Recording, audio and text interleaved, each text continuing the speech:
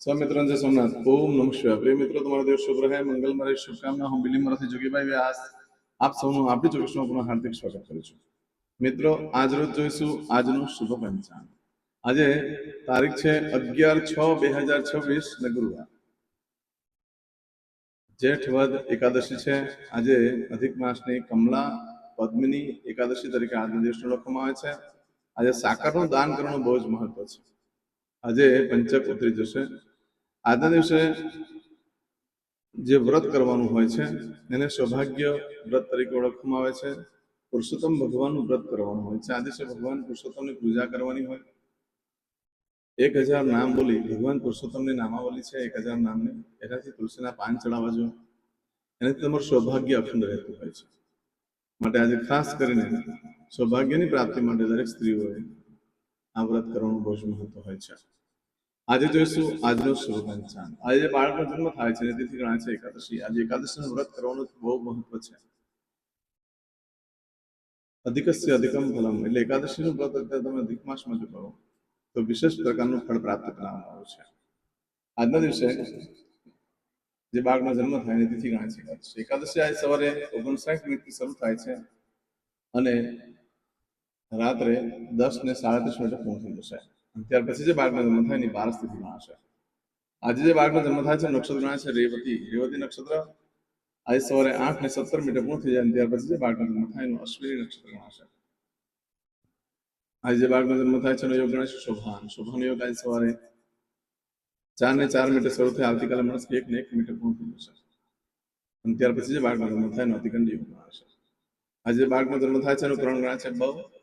આ બવ કરણ આજે સવારે 59 શરૂ થઈ બપોરે 11:53 પૂર્ણ થઈ જાય છે। બપોરે 11:53 પછી જે બાળકનો જન્મ થાય એનું બાલવ કરણ ગણાશે।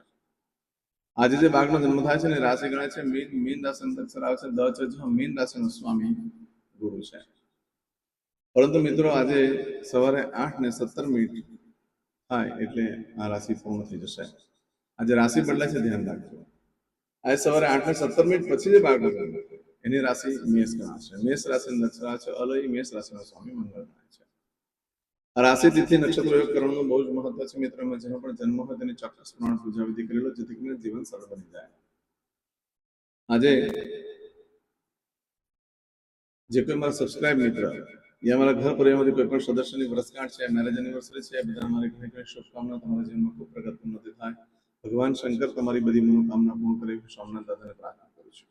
આજના દિવસે સવારમાં ઉઠી આજનું સુકન કરે છે, આખું વર્ષ તમારું સુંદરતા વ્યતીત થશે। આજે જે કોઈ મારા સબસ્ક્રાઇબ મિત્ર એમાં ઘર પરિવારમાંથી કોઈ પણ સદસ્ય કોઈ જગ્યાએ ઇન્ટરવ્યુ આપવા જઈ રહ્યા છે, કોઈ નોકરી ધંધા માટે જઈ રહ્યું છે, કોઈ પરીક્ષા આપવા જઈ રહ્યું છે, કોઈ યાત્રા પ્રવાસ માટે જઈ રહ્યું છે, આજે કોઈ વિદેશમાં જઈ રહ્યું છે, કોઈનું ઓપરેશન હોય, ડિલિવરી હોય, સગાઈ હોય, કોઈની છઠ્ઠીની પૂજા હોય, આવા કોઈ પણ કાર્ય તમે કરી રહ્યા હોય દિવ્ય સફળતા પ્રાપ્ત કરાવે ભગવાન રાધા પુરુષોત્તમની પ્રાર્થના કરું છું। પરંતુ આજે કોઈ પણ કાર્ય કરવા માટે નીકળો છો તો આપણે યોગેસ્ટ ચેનલ પર જઈ પ્લે લિસ્ટમાં જઈ વારના સુકનમાં આજે ગુરુવારનું જે સુકન બતાવેલું છે તે કરીને જાઓ તો સારી સફળતા પ્રાપ્ત થઈ શકે છે। આજના દિવસે આમ તો ઘરેથી તમે કોઈ પણ કામ કરવા નીકળવાના હોય કે એમને નીકળી રહ્યા છો તો ગુરુવાર છે એટલે ગુરુને વંદન કરીને નીકળો। કોઈ ગુરુ ન કર્યા હોય તો માતા પિતા પ્રથમ ગુરુ છે, એને વંદન કરીને નીકળો।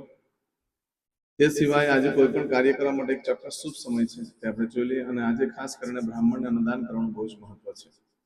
બ્રાહ્મણને ભોજન કરવાનું આજે બહુ મહત્વ હોય છે।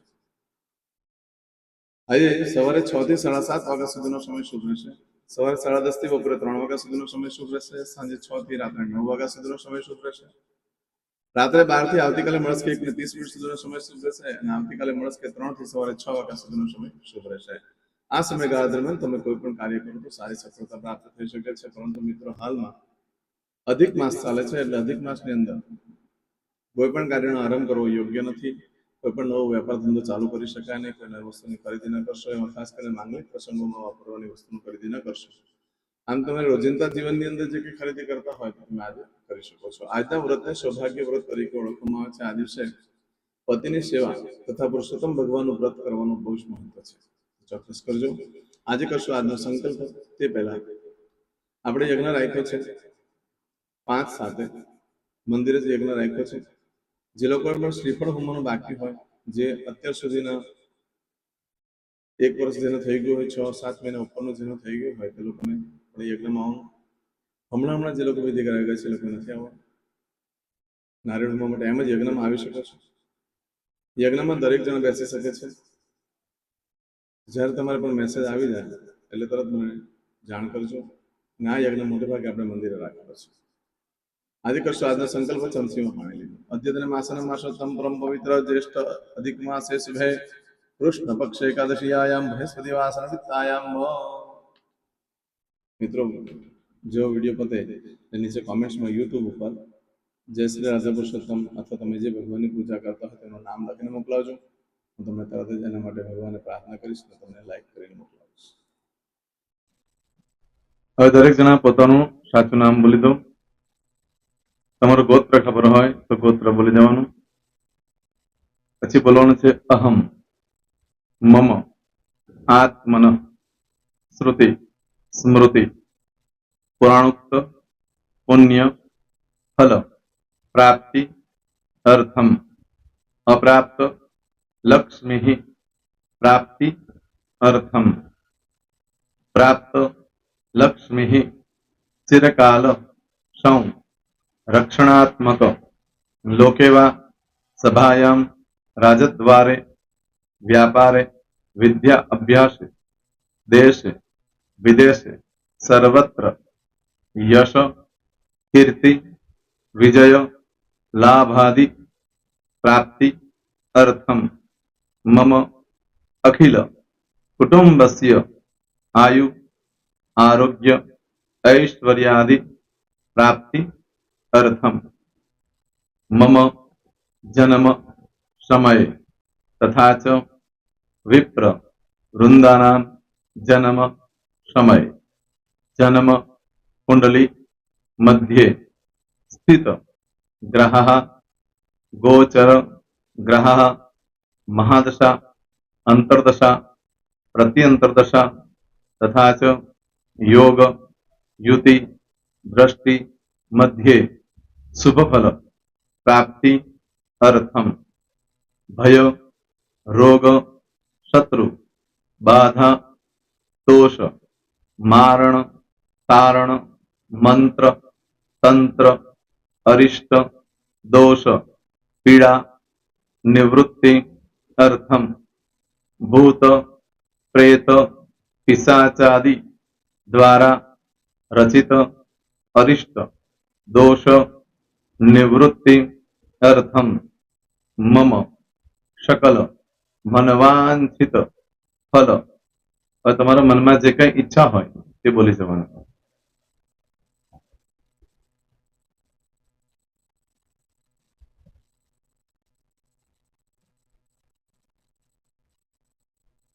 बोलो अनुसारतः सकल मनवांछित फल प्राप्ति अर्थम. હવે જે બરકતની પૂજા વાળા છે એ લોકો તો આ બધું બોલવાનું જ હોય છે. એ લોકો માટે કોઈ સ્પેશિયલ નથી. પણ જે લોકોએ હવે જે કહું છું તે લોકોએ જ બોલવાનું. જેના લગ્ન થઈ ગયા હોય એ લોકોએ બોલવાનું છે. મમ દાંપત્ય જીવન મધ્યે સુખાકારી પ્રાપ્તિ અર્થમ પુત્ર પૌત્રાદિ સંતતિ પ્રાપ્તિ અર્થમ.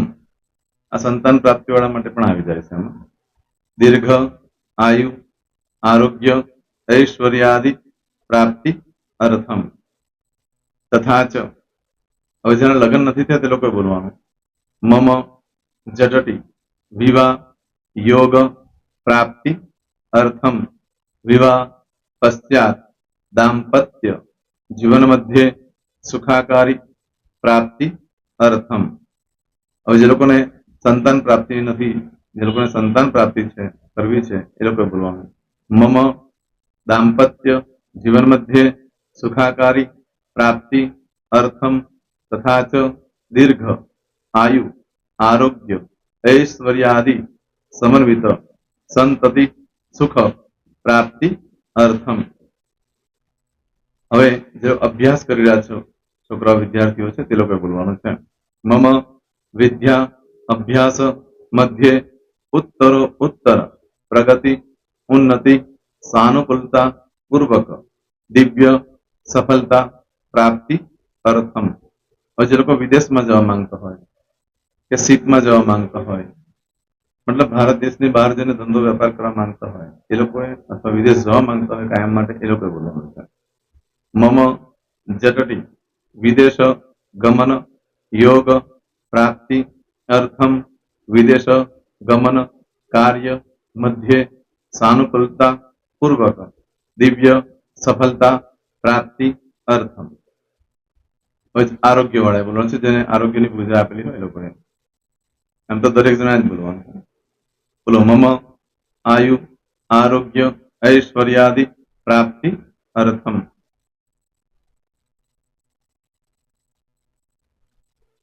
હવે દરેક જણા બોલવાનું. સકલ મનવાંછિત ફલ પ્રાપ્તિ અર્થમ અદ્ય દિને પ્રધાન દેવતાનામ નિત્ય દિન અનુસાર્ધ પૂજન અર્ચન કર્મણિ અહમ કરીશ્યે. પાણીવાળી થાળીમાં પાણી મૂકી દેવાનું છે. હવે તમારી બધી પૂજા જે મેં આપેલી છે એ પૂજા થઈ જાય, અથવા તો તમે રોજ પૂજા કરતા છો, મારી પાસેથી નથી લઈ ગયા, એ પૂજા થઈ જાય પછી ફરી પાછી ચમચીમાં પાણી લેવાનું. અહીંયા વિડીયોને સ્ટોપ કરી દેવાનું. પૂજા પતે એટલે પાછું આગળનું કરવાનું છે. અહીંયા વિડીયો સ્ટોપ કરી દેવાનો અને પૂજા પતે એટલે બોલવાનું છે. વિષ્ણવે વિષ્ણવે વિષ્ણવે નમો નમઃ વિષ્ણુ સ્મરણા સર્વમ પરિપૂર્ણ અસ્તુ. એતાની ગંધ પુષ્પ ધૂપ દીપ નૈવેદ્ય તાંબૂલ પ્રદક્ષિણા સહિત ઋણુ મમ સકલ મનવાંછિત ફલ પ્રાપ્તિ અર્થમ પૂજન અર્ચન પ્રિયદાન નમમ. પાણી મૂકી દેવાનું, પાછું પાણી લેવાનું. પૂજન અર્ચન બ્રહ્માર્પણમસ્તુ. નીચે જમીન પર પાણી મૂકો, એમાં આંગળી ઘસી કપાળમાં તિલક કરી દો. કપાળમાં જમીન પર પાણી મૂક્યું છે એમાં. ત્યાર પછી ભગવાનને કહેવાનું કે હે પ્રભુ, આજે પૂજા કરતા કોઈ પણ પ્રકારની ભૂલચૂક થઈ ગઈ હોય તમને ક્ષમા કરજો. અમે તમારા બાળક છીએ પ્રભુ, તમારો ખૂબ આભાર માનું છું. આજે મારી પાસે તમારી પૂજા કરાવી, મારી મનોકામના પૂર્ણ કરી.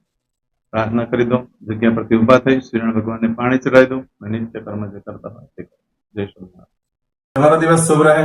તમે અને તમારો પરિવાર સુખી રહે, સંપન્ન રહે, સુરક્ષિત રહે, એ ભગવાન સોમનાથ દાદાને પ્રાર્થના. તો મિત્રો, તમે મારા વિડીયોને લાઈક ના આપી હોય તો સૌથી પહેલા લાઈક આપી દો. અને ત્યાર પછી જો તમે મારી આ ચેનલ સબસ્ક્રાઇબ ન કરી હોય તો સૌથી પહેલા સબસ્ક્રાઇબ કરી લો અને બેલ આઇકોન ઓલ પર ક્લિક કરવાનું ભૂલશો નહીં, જેથી કરીને સૌથી પહેલા નવી વિડીયો જે કંઈ મૂકું એ તમને મળે.